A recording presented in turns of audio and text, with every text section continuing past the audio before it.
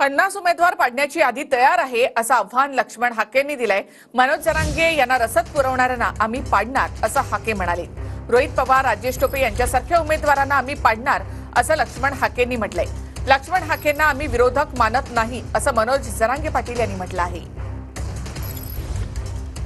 50 उमेदवार कुणाला पाडायचं हे आमचं ठरलेलं आहे. कारण या नेत्यांनी जरांगेंचं आंदोलन पाळलं, पोचलं, जरांगेंना डिझेल पुरवलं, जरांगेंना पैसे पुरवले, जरांगेंना गाड्या पुरवल्या, जरांगेंना लेखी पाठिंबा दिला. त्या माणसांना ओबीसीनी का मतदान करायचं? ही 50 उमेदवारांची यादी आमच्याकडे तयार आहे. त्या 50 मतदारसंघामध्ये आम्ही जाणार, सभा घेणार, आमची संघर्ष यात्रा निघणार. मग तो राजेश टोपे असो किंवा रोहित पवार असो, आम्ही आमचे 50 उमेदवार पाडणाऱ्या म्हणजे ज्यांना पाडायचं त्या उमेदवारांची आम्ही यादी बनवलेली आहे. ना काहीतरी कसल्याचं बी पाडव म्हणा, यायचं पाडणार होतोय. चला आपलं पुढं चला. पाडू शकतात की एवढी शक्य आहे?